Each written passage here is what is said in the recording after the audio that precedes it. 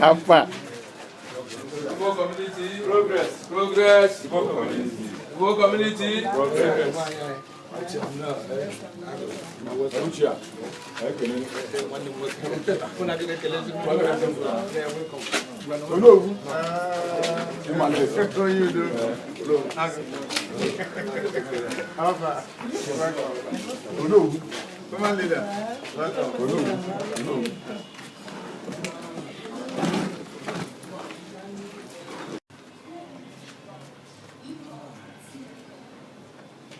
Community Progress. progress. Igbo community. Unabia.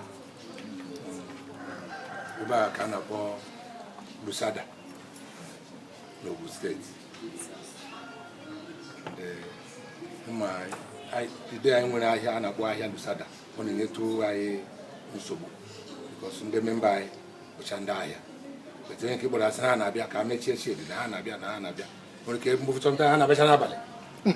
But ebe unu nwa si fa abịa agadi na-eme ha na-abịa ha na-ekwu ime ha nọ eme akara ori ndị Igbo unu na-abịa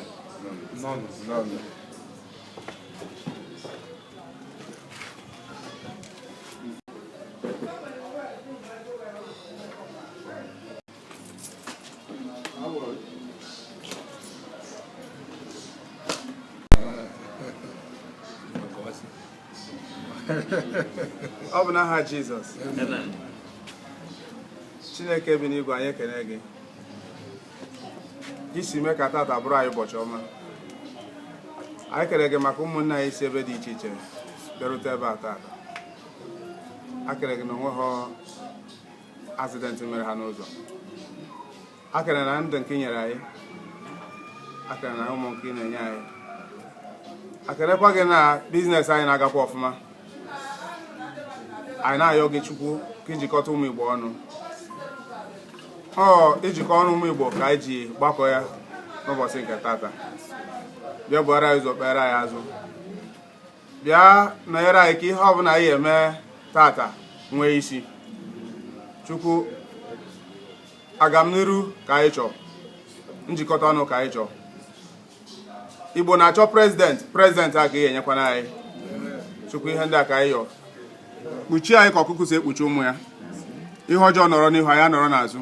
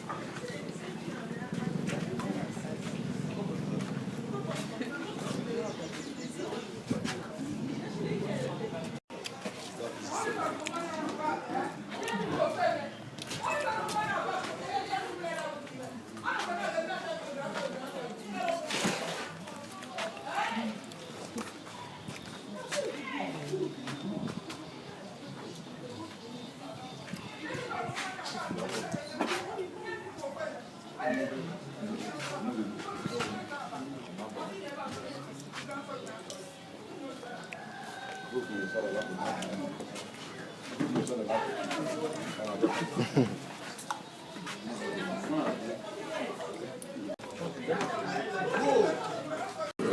community progress. Yes. Tunsikwo na mbụ n'ebe a Lusada.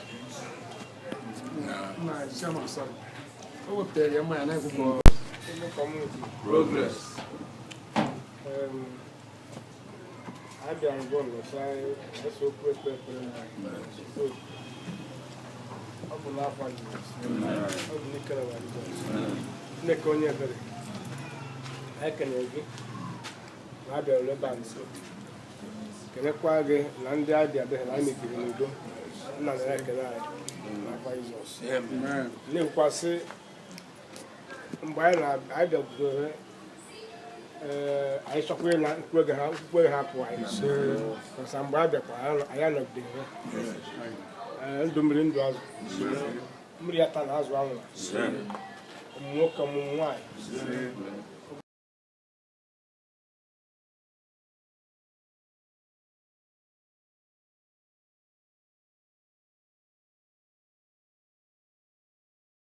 An African one mind. I know one in one mind. Anna, I know that when I did. Igbo community Progress. progress. Igbo community. Tunsikwo kwambo.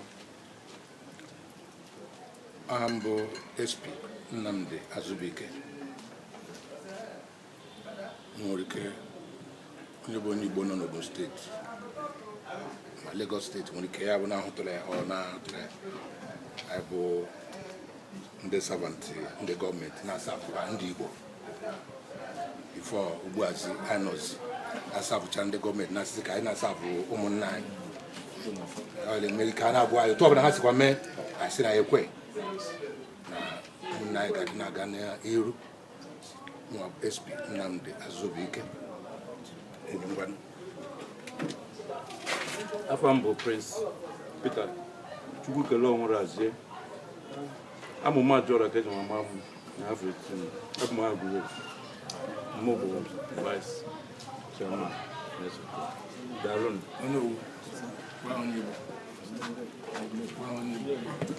Aham bụ Emmanuel Nyoga. I'm on no only Lusada Alakote and environment. None. Afam bụ Donatus Chukwuma. Anambra Nnewi. Secretary.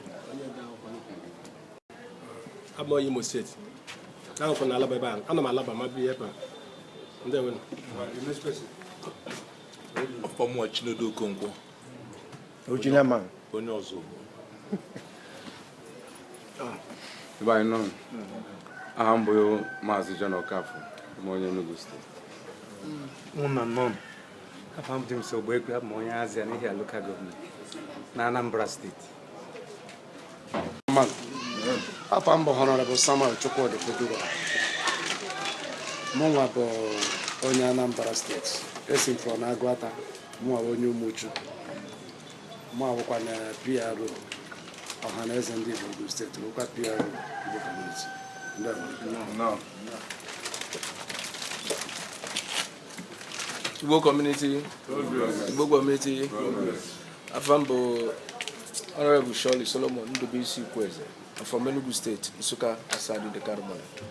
I'm the youth president, Igbo community. No. Ndị ba ekele m onye ọbụla.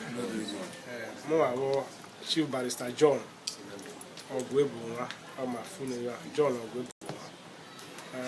Abụ m onye Agụzi Igbo na Anambra State. Mụ President General Igbo Community of State. Bụkwa Assistant Palace Secretary eze ndị Igbo Council State. Igbo community progress. Afam Budoka Steven Ugu, aka Onyudo, who are the youth PRO of Igbo community of the state. Enugu State. Igbo community progress. Aha m bụ Ifeanyi Ọkpara, onye Anambra. Nyagwata local government. Onoga. So I'm welfare state. No. Igbo community. Igbo community. I'm Mrs. Joy Emeje. Igbo community challenge. No. Igbo community. I'm Mrs. Chisom Richard. I'm Imo State, West. I'm a secretary Igbo community. No. Auntie? No.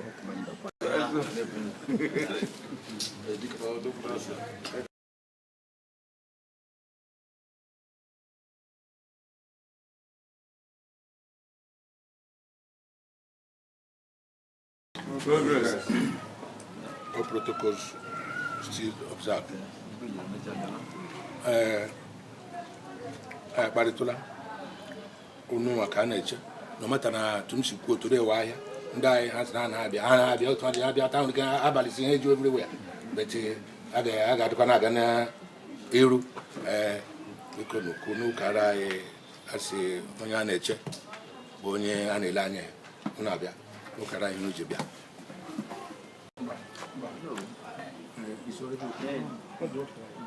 Igbo community. Progress. Igbo community. Progress. Igbo community. Progress. Ana m ekene unu. Amachaham slogan nke Lusada. Maka each unit nwere their slogan, and I hadn't interested in maybe any of their local whatever. Ndị ahụ Igbo community Ogun state level na state level, and ihe a ka akpatụgasịrị ebe niile nwere Igbo community arụtụ ụkwụ ebe ahụ niile ka ụnụ ma na enwego Igbo community na state level. Otego dị na state level maka na at least ya gwụrụ mgbe democracy ga democracy nke a nọ na-abịa 1999 ife ọ na gọọmenti na-ezi ndị Igbo ha ji ezi ewu Igbo community state ha dị na governor's office ife a dị na all local government chairman offices. So Igbo community ihe amadi mana onwebeghị mgbe esi na state vizie unit by unit. So oil na obiago dizie on onwego otu osi as ka eme ka state unit ọwụla ihe a jikwa okpe ya unit ụlọ nwoke na-akpọ ya agbara Lusada branch or whatever mana amụ makpọ ya unit na awọ na maka ihe abalị ya mana achọrọ nke ụlọ mata na ọbịa Igbo community steeti bịara adịghị interested n'ịbịa mara ihe dị na kọnshọn ụlọ kọnshọn ebe ọwụna dịrị ha ọwụna asụrụ anụ Igbo ihe a ka anyị na-achọ ka Naịjirịa eme ihe a na-akpọ true federalism. Enwe federal na Abuja units dịgasị federative units gasị maybe region or state enwe their kọnshọn na-achị ohe dị ihe ha like kama nwezi ihe ha niile from all of hụ onye ma bụ abịa Abuja agwa akpa nke ahụ. So unu nwere rest of mind n'okwu mgbe ya ebe mebisi any of your local system elu n'otu ọ dị unu si eje eme meeting ụlọ maybe once in a month unu si eme nkupụta nwa unu si eme nemisere imepe ụlọ ma ịgba wedding ma ibu na akwamozu maka anọchakwa so now unu si eme ihe. We are not disturbing anything. We are not removing, we are not adding. Not go na state. When we help na state, when we have to na state, we say okay. You know, phone you about money, only here na there about whoever. And I hope the whole room go to her. Hope the whole room like that. Here ni for come no man get do leave. So get we post the gas in a wire. Okay, interrono. Ewe na state. Igbo community don say kubo. Oya ka okwa dị na Lusada ebe amaghị mbụ n'ụfọm nke a ebe ọ go 20 or 30 years mana nke ihe dị ka wode dị after atọ afọ m dị ahụ 1986 Yes, I'm from 1986. Okay, Laro, before the war. Come on, before the war, Igbo State Union. Rosie mgbe a nụchara ha, maybe gọọmenti ọdụ achọghị ịnụ ihe dịka Igbo State Union or whatever. Ebidozi Power Igbo community in Laro. Ebe 1972, ka new one bidozi after the war. Dị na Idiroko, dị na Ogbere, dị gasị many places. So enwere ike ihe a do ta local government. Otu ọ dị na Lusada ebe a. Nwere ike ijekwa ebe ọzọkwa the same ọ dịkwa ya. We are not cancelling anyone. Each unit the autonomous within themselves, and the more the merrier. Everybody, by now I always go like 23 Igbo communities within the state. So and that can get more. Everyone na ihe dia ofu. Target ya ofu. Maka ọ dị mma ndị Igbo. Nke owode ha na ọ na etu Igbo kwenu. Kwekwa Igbo kweche ikwezi asị ọ dị mma n'Igbo. Ịmakwa na the same thing. Anabakwa na chairman anyị kwa onye police federal government of onye Yoruba first. If you are in Nigeria. And actually họrọ ya asị anyị ka anyị mee nationalism first nke mana ịchọkwazi ịgụ akwụkwọ asị gị the state of origin. We may see everything. With the certificate of origin. Origin. Oh, yeah, can't you? You go check we have passed each other back by you. I say, you just say, oh, to our number. I general lesson of maybe you Oka. A general lesson office in Danambra and Victoria Island. They will tell our Pogosi now, and Guzibu and not Shaloka. So, you know, I'm a Quebos. And he would you couple more than I born, I know, and I'm advice. And the other police only go for me to cry because I overshadow men among the Igbo community progress. Igbo community progress. After Uncle Samuel Choko the food, Duro, honorable. Yeah, Iberaka, Kawataron, on an Igbo community. Igbo community. Yes. I say I be Kawataron, no on the states. And I be kwani me na I be Kawataron. E mana e mo gas meeting dị iche iche ndị Igbo na-eme. Ebe a na enwere ike enwere ebe enwere ọdụ ụtọ ndị Igbo. Ha ncha are part of Igbo community. Like ị gaa na side atọ Onigbo, ha nwee nke ha na-eme. You know? Ha ncha niile na meeting Igbo community. Mana ihe anyị na-achọ ịkọwata na abụ Igbo community adịgo fully represented in the state level. Were na-achịsasị their tentacles ebe ọbụla ndị Igbo na ebe ọbụla. Ihe eji eme ya bụ ịmara abịa n'ala Yoruba enwere ihe ha na-akpọ CDA. Maka ọrụ nwere ike na-ajụ ajụjụ na-asị ka ezi nke Igbo community ji na ihe a ka ezi nke bụ ọhaneze ha bụ ihe a ka ezi ihe eji eme hakwa n'Igbo community a na-achịrị aka na aba nwee n'ọnụ.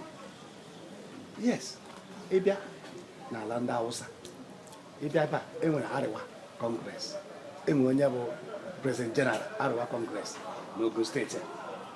Na Lagos enwere onye bụ President General Arewa Congress na Lagos State. Ịbịa hakwa n'Ogun State enwe hakwara onye bụ ya mbụ president na-represent Igbo community. Bịa nwee akwa nke na-represent gịnị Hausa community. Otu anyị si wee bịa na Lagos nwee ọhaneze nwee president general, bịa ebe a nwee president general na ọhaneze. Otu ha kwa ka ọ dịkwa ndị Hausa nwere Arewa nwee PG nwee ha nwa bụ Hausa community. Hausa community aha ka ha ji aga na gọọmenti. Oh, that's it. The top. Ndị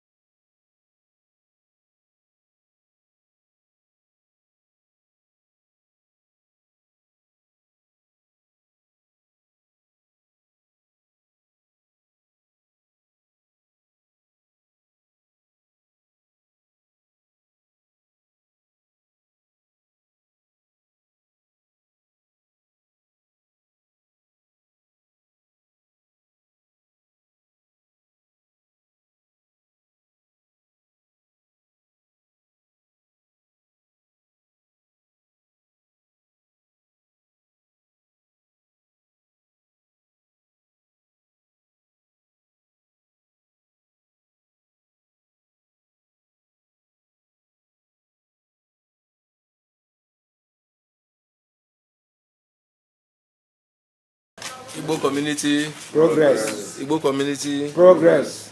Afam ka bụ Honorable Chief Shirley Solomon Ndubisi Kweze. I'm one of the youth presidents Igbo community state level. So ekelere m rinne maka asị na girigiri bụ gweze. Ebe ọbụla asị ebe ọbụla ị ga-ama ndị Igbo anọ. O nwere ihe ọma ya abata ebe a. Maka na ndị Igbo nọ ebe a kpatara na anyị ji wee bịara gịnị wee bịa ebe a. Ekelere m ya ma ebu SB Ezudo Ezudo ka m na ono Ezudo ka kpọgọrọ m na fon mana afọrọ m ya ebe a afọrọ m ya ebe a taa so ya nke kpọrọ m na fon so kelekwa ndị high table na ije anyị bịara taa bụ ije nwanne na nwanne a sị na onye ihe ọbụla ihe dara mmiri ọkpakọ ya chọọ ezuru otu a si eri udele atọtụ ngịga ihe eju akpa amachite ya ọnụ ije anyị bụ ije mmiri ije gabara anyị ncha niile n'uru ọ bụrụ ije nganga ije ịchọ nwanne maka mmekọta na nwanne a sị na iwe nwanne adairu n'ọkpụkpụ otu o siri wee dị ọ bụgodo na nwanne gị nye Igbo ọbụla ebe ọbụla ọ nọ ọ bụgodo obodo oyibo ka ọ nọ ma nwanne gị a sị na o nwere ihe mere a ga-achọgide chọdata ya bulata ya ije anyị chọrọ ya bụ Igbo community bụ ihe anyị malụ na gọọmenti anyị ji edetela anyị akwụkwọ mana ndị unit dịka ma PG wekwu amalọ ihe na-aganụ anyị wee nọsie si n'ihe ọ ga-aka anyị mana anyị ga-asị n'ime unit agwasịa ha otu o si wee dị onwekwa onye nwere ajụjụ ya ajụ ọ jụọ maka na aka ọrụ egeruo na ya bụ ihe bụ na ịdị n'otu onwegide ihe echi na gọọmenti pụta bụ oke ndị Igbo maka onwere obodo ọbụla ị ga-eje onye ọbụla biri 10 years n'obodo mmadụ ọ bụgodo na abroad na nationalize go you are now an indigene and I thank God mgbe PG na-eme comment ọ sị na over 85% of land here is owned by Igbo people. Nna ka akụgodoro na ya aka ọ dịrị isi maka na afụbewe ebe ndị Yoruba gara n'ala Igbo nwee 85%. Afụme ndị a na-aya ayịyọ bega nke ha na-alahụkwa na mosque. Okay, 100%. So ndị Igbo kpatara nna m si na onye ọbụla nna ya zụrụ ohi ọkpa ka o ji agbawa ụzọ.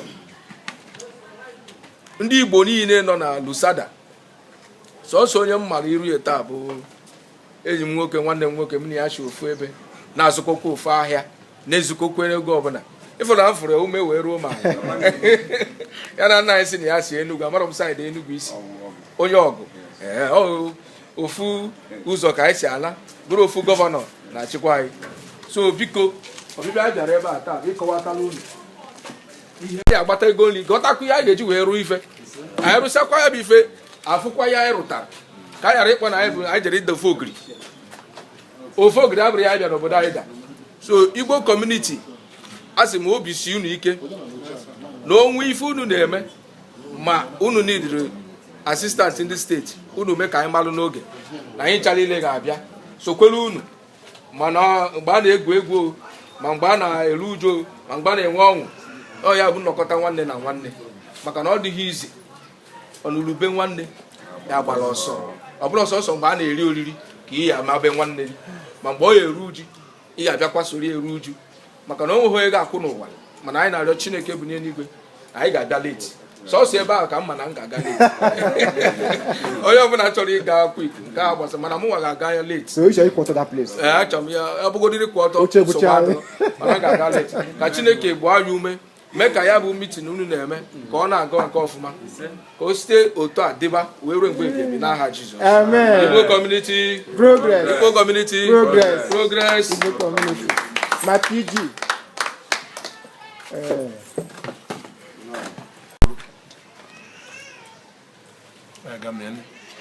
Onye chọrọ ịjụ anyị chọrọ ịjụ ya jụọ ha because anyị jụọ saa ọbịa bụ na anyị na-aga ofu ụzọ.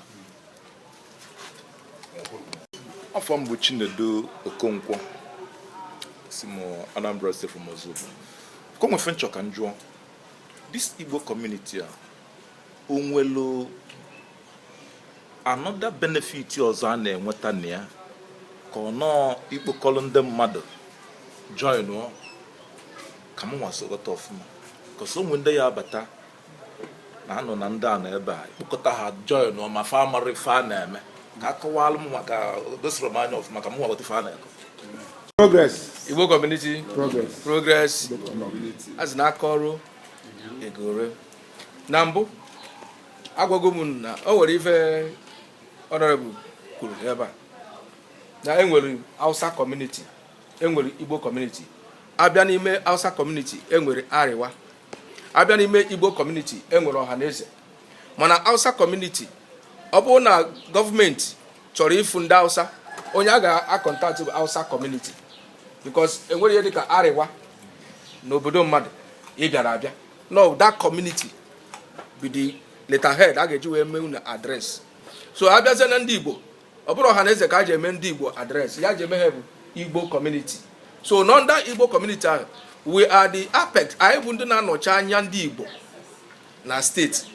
SA kwesịrị ịnọ ebe a taa, mana gịnị ọ gawara Shagam. Anyị kwesịrị ịnọ Shagam maka na anyị bịara onwe mgbe m kpọrọ si na anyị bịa dọwa ya bụ ihe anyị si ka a group into two. Ogube onye bụ SA of Igbo, ndị Igbo inter-ethnic matters is Igbo community, not other group. Enwere aka Ikenga, enwere ofe obi, enwere Ọhaneze, enwekasịrị ihe niile, mana ya ji eme anyị adres bụ Igbo community. So it's like no anyị nwa bụ gọọmenti. Then abịazi ebe ahụ na mpaghara mana ọkwa anyị chara ile bụ ndị Igbo.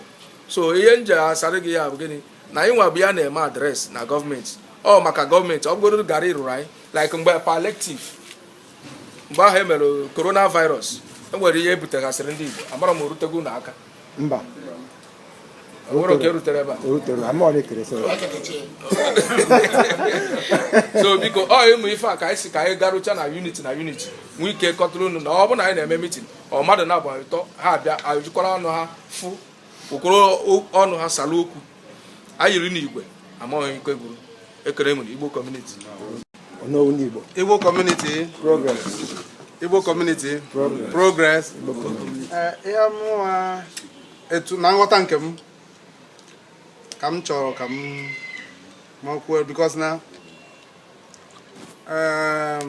ịma na ọ na-abapụta sị na Ọhaneze bụ apex Igbo meeting.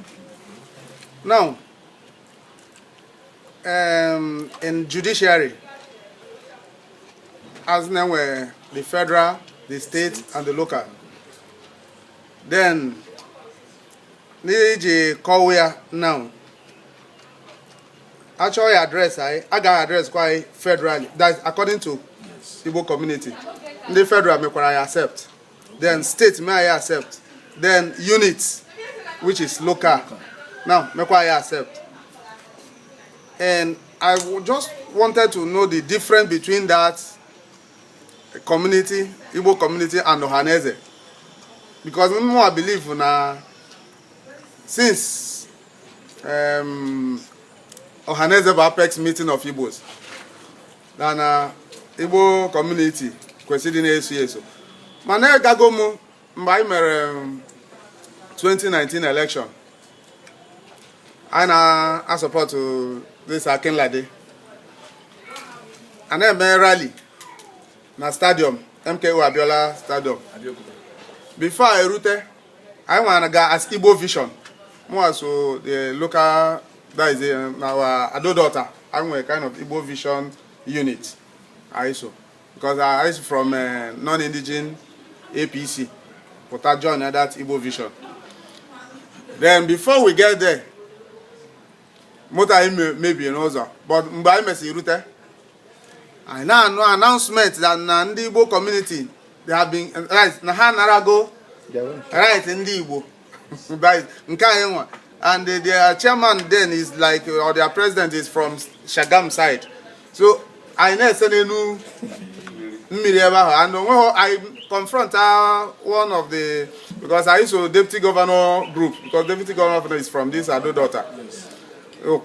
Guy, I confront her now. That Igbo community was not dissimulated. That is like, just like a child biaketa. So unu kọwara ya ọfụma so that anyị na-eme anyị na-eso belong to. If our structural issue, ihe anyị na-ekwu, o nwere otu o si wee mee in 2019. Ihe mere na, to be honest with you, ndị Igbo community as a group, as ụdị ije kịta alataghị ife ahụ. And that is why all we can actually guard against. All exactly how I go now. The government in my Igbo community. See what I mean as an Igbo community. Ndi will have to each. Yes. I have to be honest with you. If we are just somewhere, chop tazi no as. Yeah, if we see me, of course, I will not do it. No matter this way, I won't do that. If I mero in the home oh, mother is satisfied with himself. I go and get a back on that. They go to only and all channel. So that is why I require fear at the beginning. Always you can meet yourself anywhere. Drag him here, make a Maggie. Only has a me and I go bata. More any material bata. In the bulls, they call that thing. But he had get the Igbo community. And there was no union, there was no central body for Igbo. No for a petition or Igbo. Okay, no, what did they do? Let me give you one story. NGC Kanjia Kanza, when I was in the system. Seriously in the system. I am the immediate past secretary of Ohanes in Igbo State. I came down October 3 last year, having served my tenure. Let me tell you one story. I was in Enugu on behalf of Ogun State in 2019 from Ogun State. So also again, what happened after that? I will tell you. I will tell you. I'm Enugu already for another purpose. So it's in me about motor now Enugu. So I'm going to Enugu for another thing. If I was there and actually for Enugu, it's better. So as the whole year 2000, you see a bank go come from Ebenno. Enugu they never sky meet article. And that's capital meeting like that. The mother article, I'll be ready to you that day. I'm going to ask you, man. Man, really money, 1 mile on it to senior food. Fukuzi and the hand of TV. Everyone face to face. All part of game. My name is Yase. I sign here.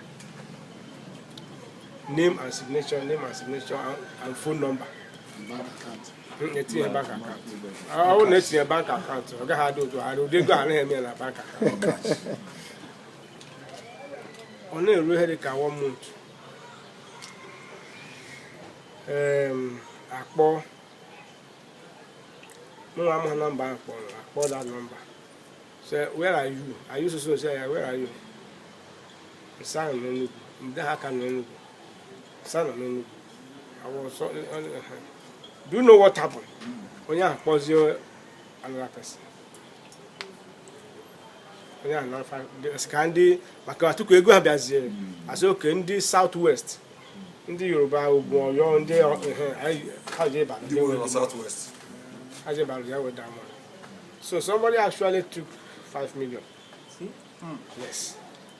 Somebody actually took 5 million. I know the person. I know, not somebody actually went about and took it. I is a known person. You know that go? Yeah, a guy like that. And he's not denying. But at the end of the day, I make a Igbo level. So we can actually guide against. Yes. The same 2019 governorship money. Maybe on Kakuni. Governorship money. Like every deputy governor. Definitely don't go back for governor. A palace. A palace is indeed. maka somebody abịakwa na-akọ nakwa ụmụ ife a sikwa na afa ndị even mana ọ dịkwa iche fọrọ onye nke ọzọ even mine na-abụ ka emere akụf eji maka ya jekwa gọọmenti haus which is not good ka eje jụọ ndị ahụ enye kere ego ndị Igbo enye ka enye ndị a sị anyị dee leta of complaint. I am a lawyer. Ụdị leta ahụ anaghị ede ede data to ego eji jeje ọwụ bọjetị nke kọntraktị ụlọ so mana ndị ahụ tere anyị ule na gọọmenti haus that day je ngwa Igbo n'afọ ya own mana ndị asafụ dị ahụ ndị ka dị ahụ ndị ka mana n'afọ ya ngwa go and write letter of complaint anyị na-arụ emechi ọnụ sị onye dekwa ụdị leta onye riri ego ha jiri are you getting me? So we have kind of guard against. I have answered that. Yes, sir. I still have one question.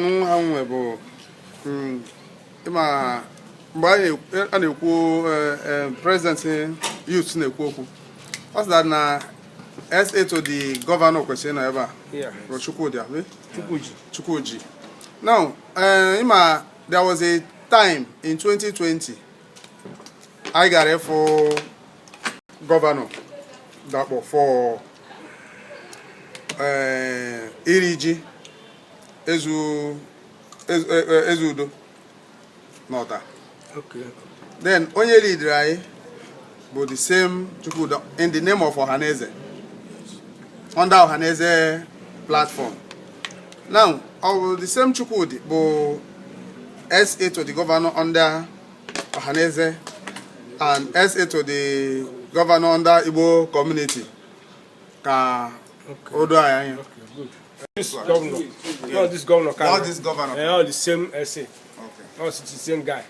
The two to the about just as I could go over. I want the Igbo man Ohaneze man. No, he hide after a government house. We have our Igbo community. So all that same Monday Chukwuji. Oh, you're a member of Hanese, not just like me now. I'm a member of Hanese. I think more now I'm a former secretary. So, all the same person. Because Igbo community. Progress. Igbo community. Progress. Progress. Igbo community. Because Igbo will know. Because the time when Mama make up on now, so Ghana and him work. It happened that I'm the vice chairman of Ohaneze here. I'm that, and my name is Mr. Henry Okahelam. I'm the day Apolitrokwa here. Personally, I got a ham because I was like, I bought on Chicago. Because where and I'm I am all that I actually change up. God, I'm going to so at the end of the day, Majwa, all him be here today. Have some conveying conscious. I've been disturbing my chairman. Immediately there, even he didn't even explain to me that all Igbo community. Me, I thought that all was Ohaneze stuff. So, yeah, I was getting as a greetings. I'm the greeting, but I was still wave my hand. But it didn't. Well, I'm about to shake it, make it. Because I'm Jugana, because I'm when you from the state. After I'm here, immediately some people here that are chichi there, true or false? Because I'm on the same when election agara. At the end of the day, our own representative about either some group now pass Hagaze before in the Igbo community. Fine and okay, you will try here, which I agitated against. Now, Ohaneze no in existence. So my question here is, what are you Igbo community here? I say I don't know. Ohaneze, I get to go Ohaneze, name of Igbo community under the same umbrella. That's my question number one. Two, like I stayed in abroad for 17 years. You understand? I speak French. I speak a lot of languages. But Igbo community now in English they ambiguous. English will cover any name. I be Igbo community. Probably Igbo here is a community of indeed. There are from the other I hope to say branch on Hanezabi. So what I did now? Go happy with Chaiba Konga Matabanye because they were on Hanese. On Hanese even Elaha Atiku Mohanese. But people coming or something now. I want to go from the government that is in existence. Because I have conversed a lot about Ohanese, which some people are joining go. Some can acquire you trust. Even when you come up with them, say I want to change. I'm a nice man was so come better. So I get no name Igbo community here. Name ko Ohanese the same thing. They won. Manasina akọrọ egero. O nwere ajụjụ ya m chọrọ ịjụ ma ajụjụ ma m ga-asa ka emitiri unu na-eme ebe a taa. Now, don't worry, you will speak.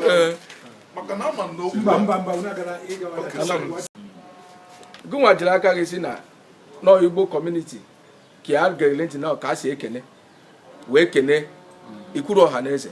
And anyị gwagwara ebe a na anyị bụ part and parcel of Ohaneze. And I agwara gị na anyị bịara ebe a for Ohaneze. I bịara ebe a for Igbo community because okay Igbo community ka ndị Ohaneze they take the granted of it.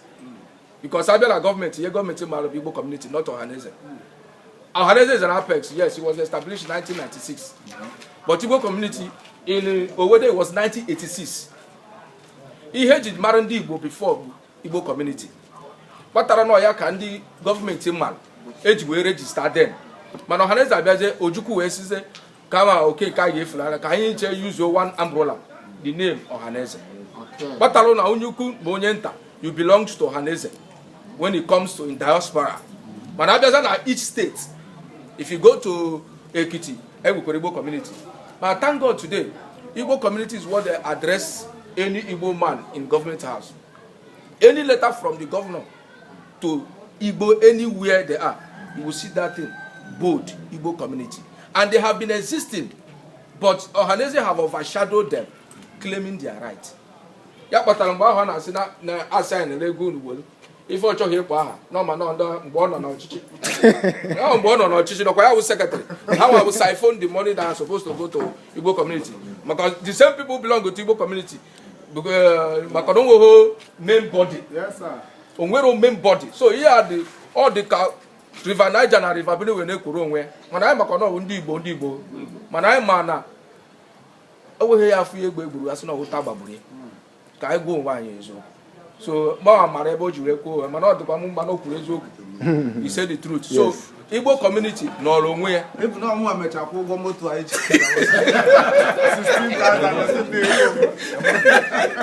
so Igbo community nọrọ onwe ya Ohaneze nọrọ onwe ya they are not in comparison at all.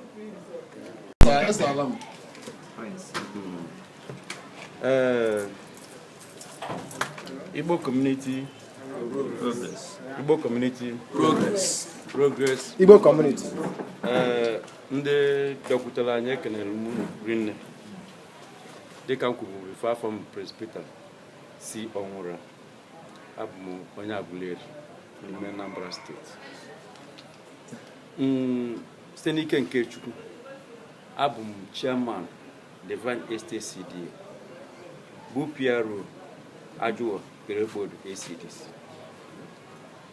so and I'm a politician but I'm based in Anambra State. Akoma, yes. On our House of Rep, on a second tenure now. So I'm a politician under APGA. So only here in Choleju, Makano process of young Lam Kennedy. Thank you. In Choleju, Deka Unua Bunde or Guy. In my head, politics in Lugokita.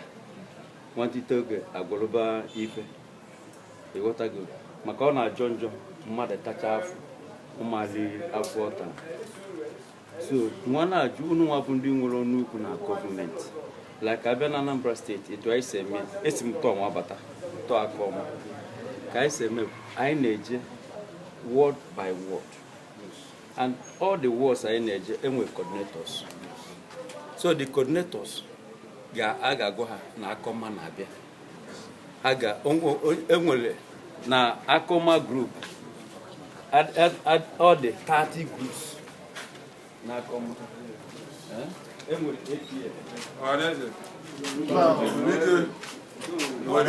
Igbo community progress. Campaign n'Ogun State. Unu enwekwara ike ịkpọrọ candidates bịa ebe a odonu ji nwa bịa ebe a. Ụdị a enwere Igbo community. O nwere ebe unu nwere secretariat n'Ogun State. N'aba ajụ nke ebu a. Nke ịtọ, ụdị enwere Igbo community. Onwe onye mmiri na-eli, onwere kunu ji esi enyere aka. Nzagodogo ajụjụ. Kana onye ajụjụ adịghị elu ụzọ. Ịjụrụ na ịba dị na nke mbụ o nwere ọ bụrụ na enwere ike ịkpọ onye any aspirant site n'ike nke Chukwu ọmụnwa bụ youth leader, and we are for everybody, we are for nobody. Labour Party, PDP, APC.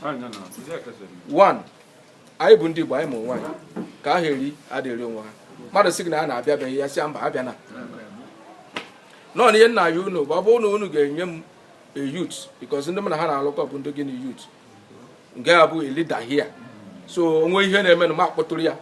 Arrange m men's. I mobilize because thank God you are a politician, I'm a politician. I was once an honorable. So I was once a councillor in my ward. When I put word, I just nod my head because I am Malakashi. So mobilization fee in Malakashi, because you cannot just come and tell person make shop America without mobilization. And somebody must be the coordinator. And that coordinator is the leader. And that leader go in you so that only if I'm not easier, you see, okay, I na because those aspirants, they will soon next month you can kick off. You know, campaign start automatically next month. Obedient. Whether I like it or not. So here now, you know, first and foremost, we need a leader. Like one person we'll be communicating with. So Abiazan, now the second question. You said about the secretariat.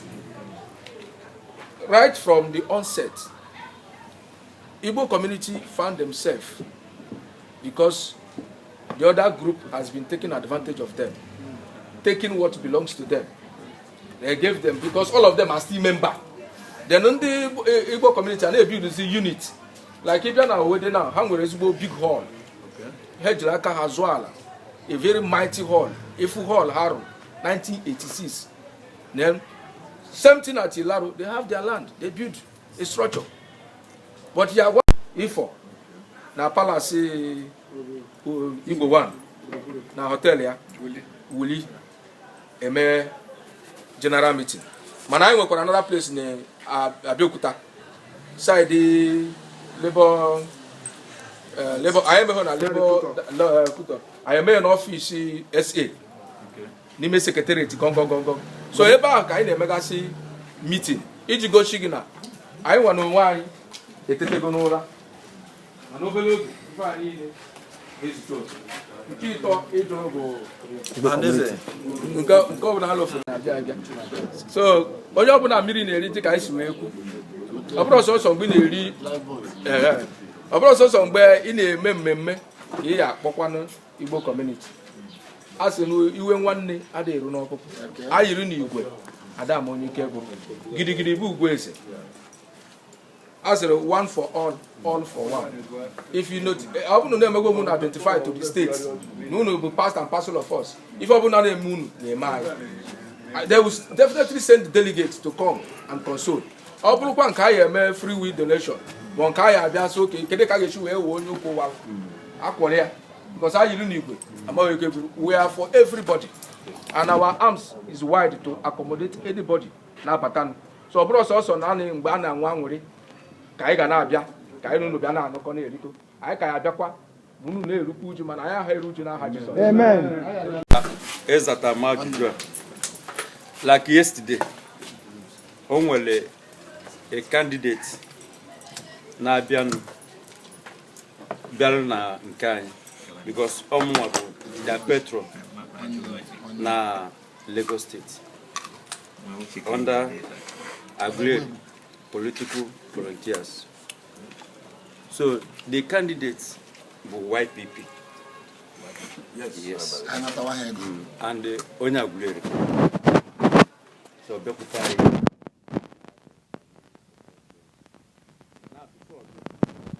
I was the whole coordinators, both Abarazu, Badagry, Okoko, and rest of them. So Obia Kowa ihe a chọrọ ka support onye n'okwuchukwu as a patron. Mgbe asị ya na anyị ga-support gị mana ị ga-enye anyị ihe ewu na-eri and ihe ewu na-eri na ya akpọrọ anyị afọ ebe a ịghọtago yes so that anyị na-arụrụ gị ọrụ obi sie ike maka na ịma na egwu politiks abụrụ egwu ụmụaka nọ ọnwụ na ndụ so ọgwụ anyị ihe ewu na-eri anyị chia o nwekwara nke enyegoro anyị fụrụ anya ịghọtaga yes agbasa ozugbo anyị tuke anya achọrọ m ka onye ọbụla kwa o nwere yes o nwere mmanya o butere katọn mmanya just hot ka na nwa na-eproduce ihe ọ na-adị na katọn 24 so and then ndị anyị organize about 20 anyị kekwe dị mmanya keche dị mmanya so ihe o mebụ etu anyị si nwe dress ya otiekwo 50,000 again. So now onye ihe na o nwekwa another aspirant ga-abịakwa because as a politician onye bụ na-abịa ịnabata ya ịnalia something ịghọtago so ihe ọzọ na-ayọ ịghọtago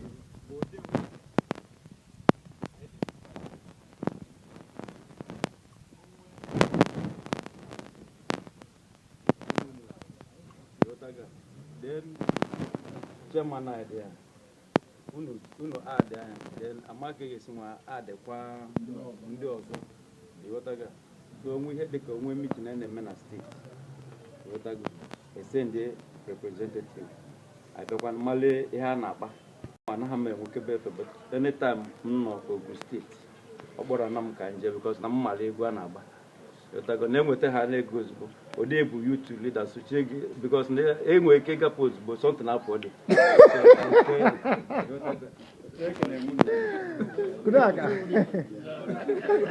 Igbo community progress. Igbo community. To my man is Igbo. Moabo coordinator Southeast for President 2023. Wow. 10 local government within Lagos from Badagry down.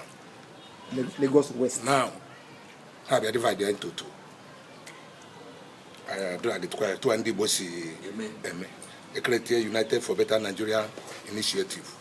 I may include Ndausa, Mande, Yoruba, who follow us. I am one on this side. Can it is that side also?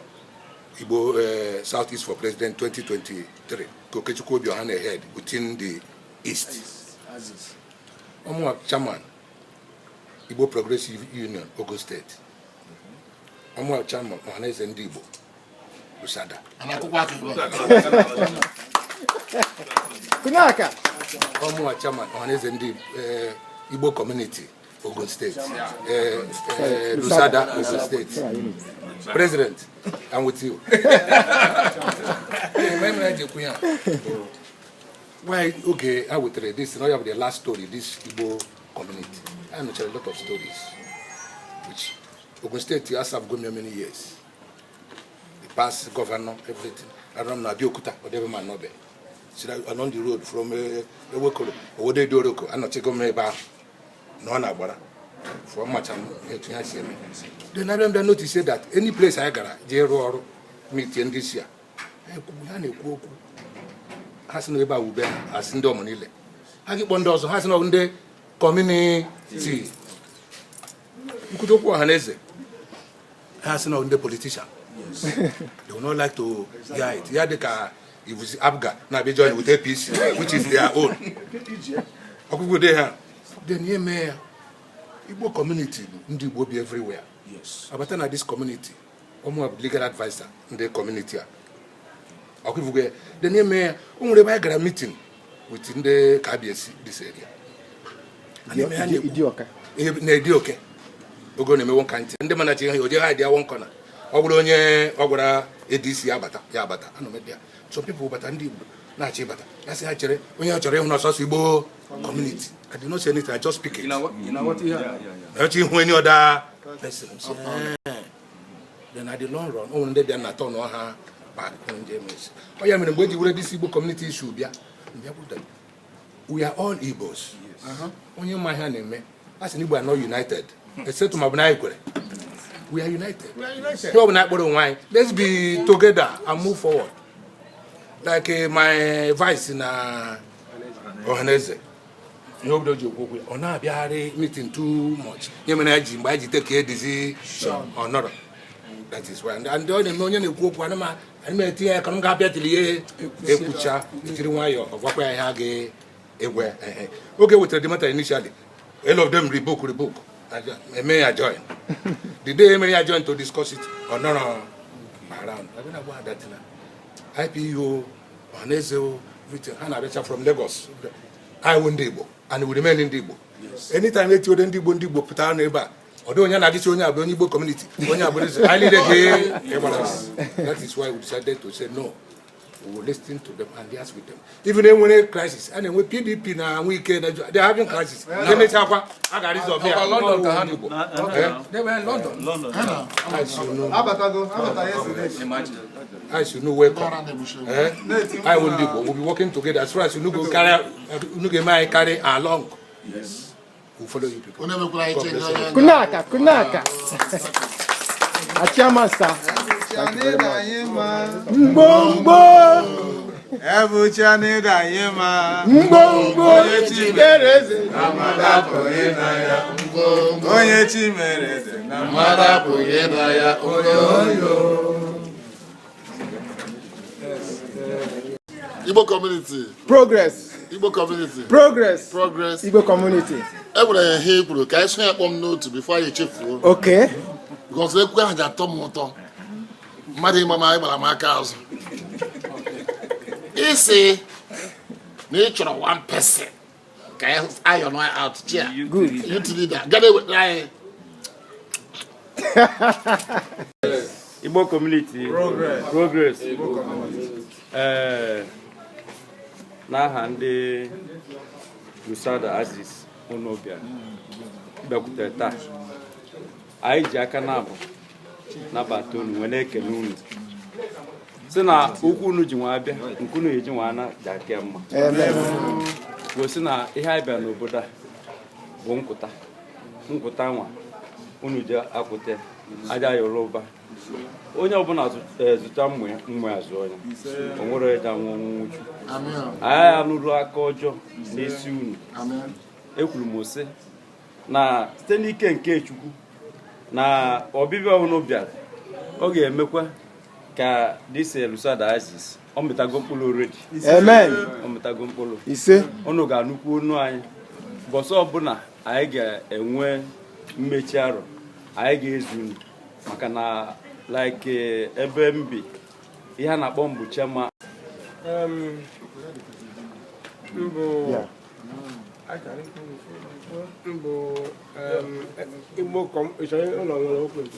maka na ọ na-abụ ofu onye kwuo dịka eziri ya na adị bụ ọkwụọ dịka ihe anyị kwado aka so na anyị na-ekene unu bịa kasị anyị obi na anyị na-eme Igbo community anyị akwado ọfụma anyị nọchie ike anyị ama na onwe ndị kwụ anyị n'azụ anyị kpọọ na fon aza anyị ọgwụgodo ka mmadụ ezi anyị hụ anyị asị ha na anyị nwe mmadụ so ebe anyị nwee barista nwee president nwechaa ọdịka mmadụ ọ kpasiri anyị ike now anyị ya sa kwatu awọla ya kwatu ya onye na dị rohi na maka onye na dị rohi na-eje ọma ụzọ so anyị kene m unu maka na Igbo community a asị gị ihe ha mere m asị na m megwara ha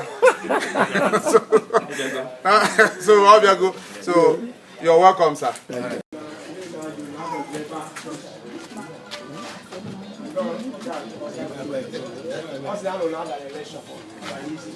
It's a very important question.